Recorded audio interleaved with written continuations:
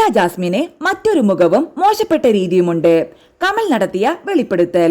ആലപ്പി അഷ്റഫ് പറയുന്നു, മലയാളത്തിലെ മുൻനിര നായികമാരിൽ ഒരാളായിരുന്നു മീര ജാസ്മിൻ. മലയാളത്തിൽ മാത്രമല്ല അന്യഭാഷകളിലും തിരക്കേറിയ നടിയായിരുന്നു അവർ. വളരെ പെട്ടെന്നാണ് മീര സിനിമകളിൽ തന്റെ സ്ഥാനം ഉറപ്പിച്ചത്. എന്നാൽ വൈകാതെ പല വിവാദങ്ങളിലും അവർ ചെന്ന് പെട്ടു.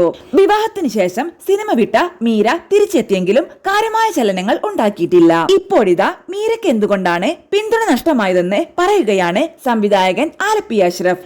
ലോഹിതദാസ് ചിത്രമായ സൂത്രധാരനിലൂടെയാണ് മീര ജാസ്മിൻ മലയാള സിനിമയിൽ അരങ്ങേറ്റം കുറിച്ചത്. അദ്ദേഹം മലയാളത്തിന് സമ്മാനിച്ച വരദാനം തന്നെയായിരുന്നു മീര ജാസ്മിൻ എന്ന സുന്ദരി. അഭിനയം എന്തെന്ന് പോലും അറിയാതെ സിനിമയിലേക്ക് കടന്നു വന്ന അവരാണ് പിന്നീട് ഇന്ത്യയിലെ തന്നെ ഏറ്റവും നല്ല നടിക്കുള്ള ദേശീയ പുരസ്കാരം രാഷ്ട്രപതിയിൽ നിന്നും ഏറ്റുവാങ്ങിയത്.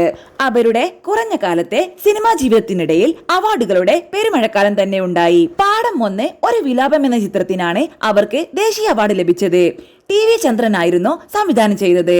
ആ സിനിമ നിർമ്മിച്ചത് ആരാടൻ ഷൗക്കത്തും. മലയാള സിനിമയ്ക്ക് ഒരു നായികാ വസന്തം തന്നെ സമ്മാനിച്ച ചിത്രങ്ങളായിരുന്നു ഗ്രാമഫോൺ, സ്വപ്നക്കൂട്, രസതന്ത്രം, അച്ചുവിന്റെ അമ്മ, കസ്തൂരിമാൻ തുടങ്ങി നിരവധി സൂപ്പർ ഹിറ്റ് സിനിമകൾ. അതോടൊപ്പം തന്നെ തമിഴിലും തെലുങ്കിലും കന്നഡയിലുമൊക്കെ തന്നെ നിർമ്മാതാക്കളും സംവിധായകരും അവരുടെ ഡേറ്റിനായി കാത്തുകെട്ടിക്കിടന്നു.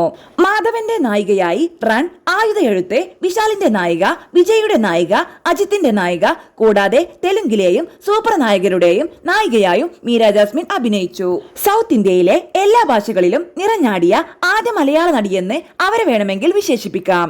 അതിനുശേഷം മാത്രമാണ് നയൻതാരയും കീർത്തി സുരേഷുമൊക്കെ ആ പാതയിലൂടെ സഞ്ചരിച്ചത്. തമിഴ്നാട്ടിൽ നിന്നും മീര ജാസ്മിന് സംസ്ഥാന അവാർഡ് ലഭിച്ചിട്ടുണ്ട്. അവർ ഒരിക്കൽ പറഞ്ഞിട്ടുണ്ട്, ചാരിറ്റി തുടങ്ങേണ്ടത് കുടുംബത്തിൽ നിന്നാണെന്ന്. അല്ലാതെ കുടുംബത്തിൽ പലരും ദുരന്തത്തിൽ കഴിയുമ്പോൾ ദൂരെയുള്ളവരെ സഹായിച്ചിട്ട് അത് മാധ്യമങ്ങളിലൂടെ വിളിച്ചു പറയുന്നത് ശരിയല്ലെന്ന്. ഇങ്ങനെയൊക്കെയാണെങ്കിലും ഇവർ പലപ്പോഴും വിവാദങ്ങളിൽ ഇടം പിടിച്ചിട്ടുണ്ട്. അമ്മ നിർമ്മിച്ച സിനിമയിൽ അഭിനയിക്കാൻ വിസമ്മതിച്ചതിന് അവർക്കെതിരെ അപ്രഖ്യാപിത വിലക്കുണ്ടായിരുന്നു. അതിനവർ പുല്ലുവില പോലും കൽപ്പിച്ചില്ല എന്നതായിരുന്നു സത്യം. കാരണം ആ സമയത്ത് അവർ മറ്റു സംസ്ഥാനങ്ങളിലെ സിനിമകളിൽ കത്തിജ്വലിച്ച് നിൽക്കുകയായിരുന്നു.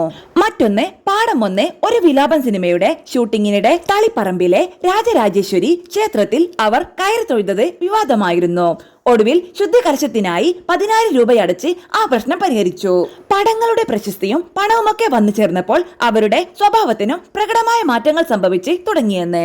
താൻ വളരെ സെൻസിറ്റീവ് ആണെന്നും എല്ലാം അടക്കി പിടിച്ച് പ്രതികരിക്കാനിരിക്കാൻ സാധിക്കില്ലെന്നും അവർ പറഞ്ഞിട്ടുണ്ട്. സിനിമയിൽ തനിക്ക് സുഹൃത്തുക്കൾ കുറവാണെന്ന്. മീര ജാസ്മിന് മറ്റൊരു മുഖവും മോശപ്പെട്ട ചില സ്വഭാവ രീതികളുമുണ്ടെന്ന് ആദ്യമായി പുറം ലോകത്തോട് വിളിച്ചു പറഞ്ഞത് സംവിധായകൻ കമലാണ്. കമലിന്റെ നിരവധി ചിത്രങ്ങളിൽ അവർ അഭിനയിച്ചിട്ടുണ്ട്. ഗ്രാമഫോൺ എന്ന സിനിമയുടെ ഷൂട്ടിങ്ങിന്റെ ആദ്യ നാളുകളിൽ അവർ നല്ല രീതിയിലാണ് പെരുമാറിയതെന്നും എന്നാൽ വൈകാതെ സ്വഭാവം മാറിയെന്നും കമൽ പറഞ്ഞു. സെറ്റിലുള്ള ക്രൂ മെമ്പേഴ്സിനോടും മറ്റുള്ളവരോടും ക്രൂരമായിട്ടാണ് അവർ പെരുമാറിയത്. വസ്ത്രാലങ്കാരത്തിന് പുരസ്കാരം നേടിയ സതീഷ് എന്ന കലാകാരനോട് വസ്ത്രങ്ങൾ വാങ്ങി സെറ്റിൽ വെച്ച് വലിച്ചു കീറി അദ്ദേഹത്തോട് ആക്രോശിച്ചതൊക്കെ കലാകാരന്മാർ ആശ്ചര്യത്തോടെയാണ് കണ്ടത്. അവർ നന്നായി അഭിനയിക്കും എന്നതുകൊണ്ട് മാത്രമാണ് താൻ അതൊക്കെ സഹിച്ചതെന്ന് കമൽ പറഞ്ഞിട്ടുണ്ട്. ഈ പ്രശ്നത്തിൽ അവരെ ഉപദേശിക്കുകയും ക്ഷമ പറയിക്കുകയും ചെയ്തതായും കമൽ പറയുന്നുണ്ട്. എന്നാൽ പിന്നീട് ശത്രുവിനെ പോലെയാണ് അവർ കമലിനോട് പെരുമാറിയത്. സെറ്റിൽ വൈകി വരിക, പറയാതെ ഇറങ്ങിപ്പോകുക, അങ്ങനെ പല ബുദ്ധിമുട്ടുകളും സഹിക്കേണ്ടി വന്നു. കമലിന്റെ ഈ തുറന്നു പറച്ചിൽ സിനിമയിൽ വലിയ ചർച്ചയായി. മുൻപ് അഭിമുഖത്തിൽ അതിഥിയായി എത്തിയപ്പോൾ ജോൺ ബ്രിട്ടാസ് മീര ജാസ്മിനോട് ഈ വെളിപ്പെടുത്തൽ സംബന്ധിച്ച് ചോദിച്ചിരുന്നു. എന്നാൽ അതിനു പിന്നിൽ ഹിഡൻ അജണ്ടയുണ്ടെന്നാണ് അവർ പ്രതികരിച്ചത്. തനിക്ക് പറ്റിയില്ലെന്നും ചെയ്ത കാര്യങ്ങളിൽ കുറ്റബോധമില്ലെന്നും. സിനിമാ സെറ്റുകളിൽ മീര പ്രശ്നക്കാരിയാണെന്ന് ഞാനും കേട്ടിട്ടുണ്ട്. എന്നാൽ ഞാനത് പൂർണ്ണമായും വിശ്വസിച്ചിരുന്നില്ല. ഇതിനിടയിൽ പാട്ടിന്റെ പാലാഴി എന്ന ചിത്രത്തിൽ മീരയോടൊപ്പം അഭിനയിക്കാൻ ഒരു അവസരം കിട്ടി. ഒരു ദിവസം ഷൂട്ടിംഗ് ലൊക്കേഷനിൽ വെച്ച് യാതൊരു മുന്നറിയിപ്പും ഇല്ലാതെ അവർ ഇറങ്ങിപ്പോയി. ഷൂട്ടിംഗ് പകുതിക്ക് വെച്ച് അവസാനിപ്പിക്കേണ്ടി വന്നു. ഈ പറയുന്നത് സത്യമാണെന്ന് എനിക്കും വിശ്വസിക്കേണ്ടി വന്നു.